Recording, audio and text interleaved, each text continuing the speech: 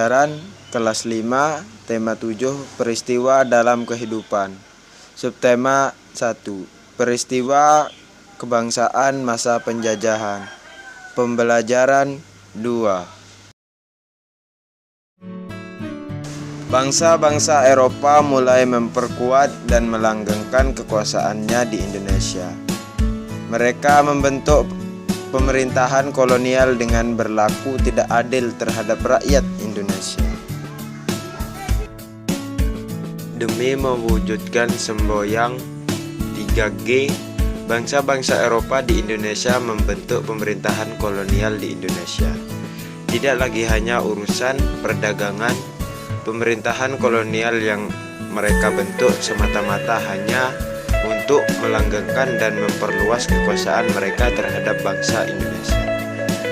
Penderitaan rakyat Indonesia pun semakin bertambah. Pemerintah kolonial melakukan penindasan-penindasan dengan membuat peraturan dan program kerja yang hanya menggantungkan pihak mereka sendiri, seperti kerja paksa, tanam paksa, dan lain-lain. Apakah pemerintahan kolonial di Indonesia terbentuk? Bagaimana pula kondisi rakyat Indonesia? Bacalah bacaan berikut dengan seksama. Jadi kita bakalan lanjut ke pemerintahan kolonial Inggris. Pemerintahan kolonial Inggris setelah berhasil menguasai Indonesia, pemerintah Inggris kemudian mengangkat Thomas Stafford Raffles sebagai Letnan Gubernur di Indonesia. Raffles memulai tugasnya pada tanggal 19 Oktober 1811. Kebijakan di bidang ilmu pengetahuan: 1. Mengundang ahli pengetahuan dari luar negeri untuk mengadakan berbagai penelitian ilmiah di Indonesia. 2. Raffles bersama Arnoldi berhasil menemukan bunga bangkai sebagai bunga raksasa dan terbesar di dunia. Bunga tersebut diberinya nama ilmiah Rafflesia arnoldi. Raffles menemukan buku History of Java dan merintis pembangunan Kebun Raya Bogor. Kebun Raya Bogor merupakan kebun biologi yang mengoleksi berbagai jenis tanaman di Indonesia, bahkan dari berbagai penjuru dunia.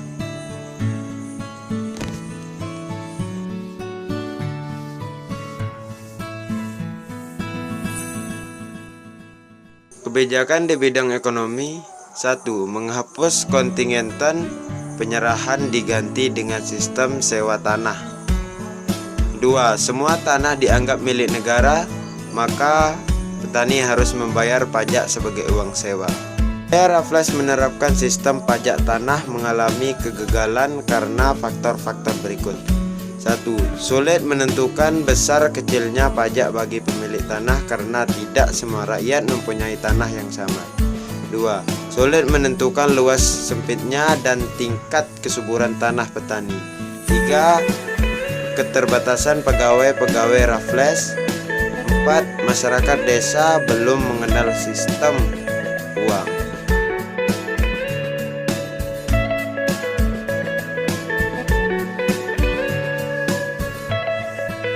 Kebijakan di bidang pemerintahan, pengadilan, dan sosial. Dalam bidang ini, Raffles menetapkan kebijakan berikut. 1.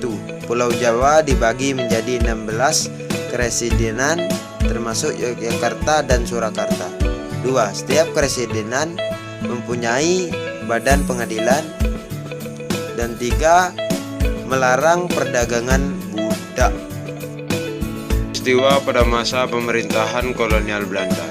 Pada tahun 1595, Belanda berangkat ke Eropa di bawah pimpinan Cornelis de Houtman dan sampai di Indonesia pada tahun 1596 dengan mendarat di Banten.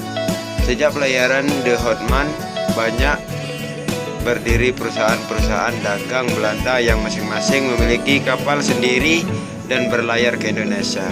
Bukan VOC. Pedagang Belanda dengan didukung oleh pemerintahnya membentuk kongsi dagang yang bernama VOC.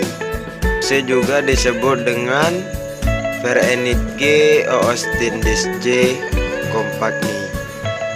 mana VOC ini terbentuk pada tanggal 20 Maret 1602.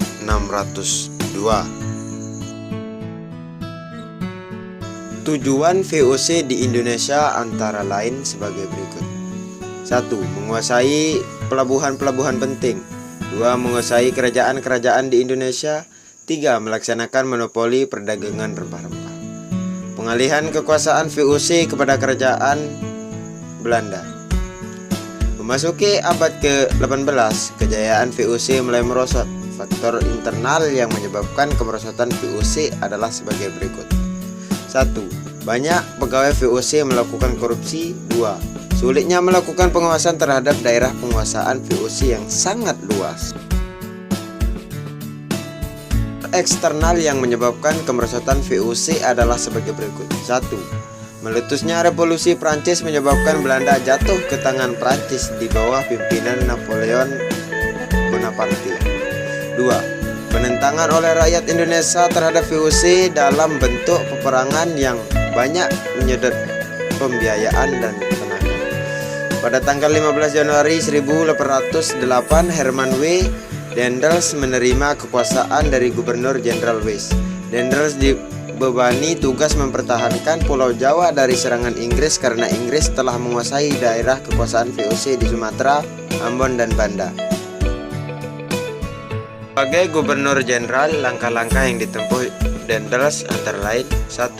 Meningkatkan jumlah tentara dengan cara mengambil dari berbagai suku bangsa di Indonesia. 2. Membangun pabrik senjata di Semarang dan Surabaya. 3. Membangun pangkalan armada di Anyer dan Ujung Kulon. 4. Membangun jalan raya dari Anyer hingga Panurakan sepanjang lebih kurang 1.100 km.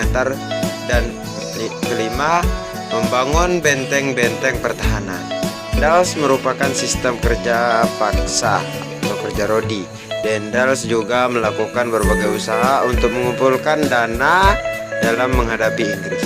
Antara lain, mengadakan penyerahan hasil bumi, memaksa rakyat menjual hasil buminya kepada pemerintah Belanda dengan harga murah, mewajibkan rakyat Priangan untuk menanam kopi dan menjual tanah-tanah.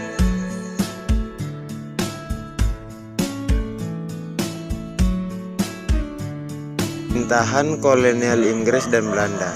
Soal pertama, siapakah tokoh yang paling terkenal pada masa pemerintahan kolonial di Indonesia? Inggris nama tokohnya siapa dan Belanda nama tokohnya siapa?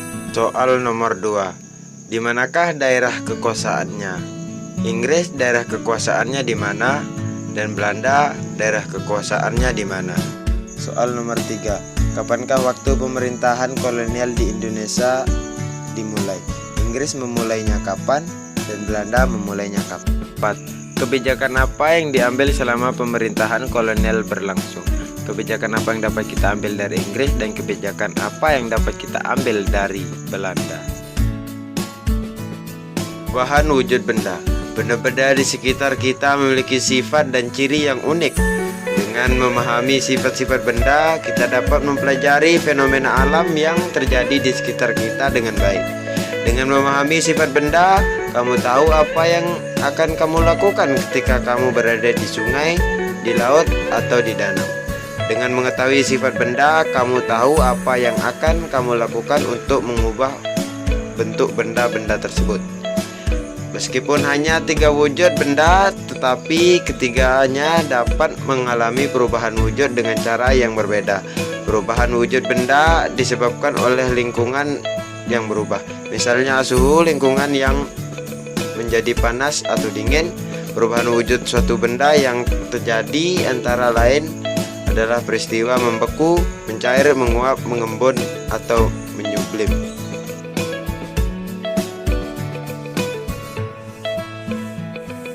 Wujud benda. Membeku merupakan perubahan wujud benda cair menjadi benda padat. Perubahan ini terjadi karena suhu di lingkungan menjadi dingin. Benda cair akan membeku jika suhunya di bawah 0 derajat Celcius. Perubahan air menjadi es merupakan salah satu peristiwa yang sering dijumpai sehari-hari. Mencair merupakan perubahan wujud benda padat menjadi benda cair akibat suhu yang panas. Beberapa peristiwa di sekitarmu mudah kamu temui untuk menunjukkan peristiwa ini. Salah satunya ialah es mencair. Uap merupakan perubahan wujud benda cair menjadi benda gas. Peristiwa ini mudah dijumpai ketika ada kegiatan masak-masak. Pada saat air dipanaskan di atas api kompor, dalam beberapa saat air akan mendidih. Peristiwa mendidih adalah contoh terjadinya penguapan atau perubahan dari benda cair ke gas, dan pada saat yang sama terjadi pengurangan volume air. Pertanyaan berikut berdasarkan bacaan tadi. 1. Jelaskan perbedaan peristiwa membeku dan mencair. 2. Jelaskan perbedaan peristiwa membeku dan menguap. 3. Jelaskan perbedaan peristiwa mencair dan menguap. 4. Apa saja yang menyebabkan terjadinya peristiwa membeku, mencair, dan menguap? 5. Peristiwa sehari-hari apa sajakah yang menunjukkan terjadinya peristiwa mencair? 6. Peristiwa sehari-hari apa sajakah yang menunjukkan terjadinya peristiwa membeku? 7. Peristiwa sehari-hari apa sajakah yang menunjukkan terjadinya peristiwa menguap? Ayo bernyanyi. Kamu telah mempelajari wujud-wujud benda berupa padat, cair, dan gas, beserta sifat-sifatnya. Benda berwujud gas tidak dapat dilihat, tetapi dapat dirasakan. Contohnya adalah angin. Saat kamu di pantai, kamu dapat merasakan embusan angin. Angin juga menerpa daun-daun kelapa sehingga tampak melambai-lambai. Kini ayo berlatih menyanyikan lagu berjudul Rayuan Pulau Kelapa.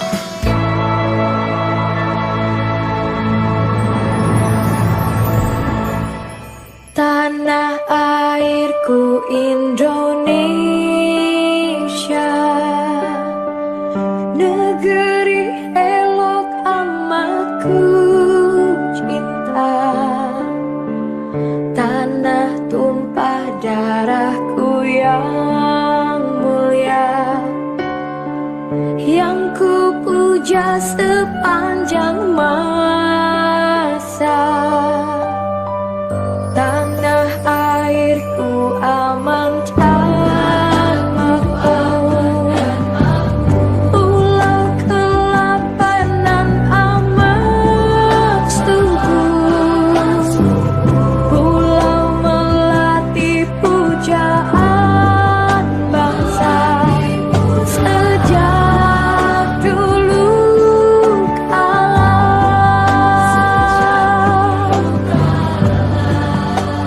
Melambai-lambai nyiut di pantai, berbisik-bisik rajekana.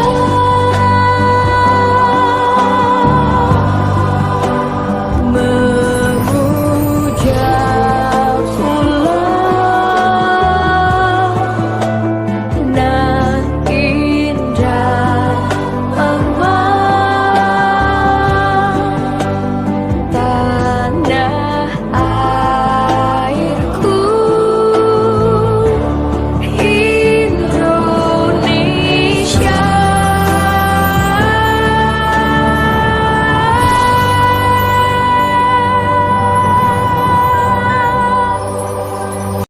Lagu Rayuan Pulau Kelapa merupakan salah satu lagu wajib. Apakah lagu wajib itu? Lagu wajib adalah lagu yang wajib dipelajari siswa dalam rangka menanamkan rasa cinta tanah air, menghargai jasa pahlawan, dan membakar semangat perjuangan agar selalu menyala. Ciri-ciri lagu wajib antara lain sebagai berikut. 1. Lirik lagu wajib bertujuan untuk menanamkan sikap cinta tanah air, kepahlawanan, nasionalisme, serta rela mengorbankan demi bangsa dan negara. Biasanya lagu wajib menggunakan irama yang penuh semangat dan atau berupa himne.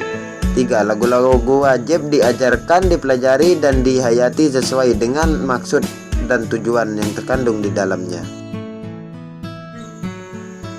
Kamu telah memahami konsep dan pengetahuan mengenai informasi dari bacaan sejarah mengenai pemerintahan kolonial di Indonesia. Salah satunya tentang penderitaan yang dialami oleh rakyat Indonesia akibat penindasan dan kekejaman yang dilakukan pemerintah kolonial dibandingkan kondisi kehidupan pada masa pemerintahan kolonial dan kondisi kehidupan seperti yang kamu alami sekarang. Apa yang kamu rasakan? Bagaimanakah kamu mensyukuri kehidupanmu sekarang ini? Sebagai akhir dari pembelajaran ini, Bapak ingatkan tetaplah bersemangat dalam belajar. Jangan lupa dukung channel Belajar Asik dengan menekan tombol subscribe ya. Sampai jumpa di pembelajaran berikutnya. Salam pendidikan. Assalamualaikum warahmatullahi wabarakatuh.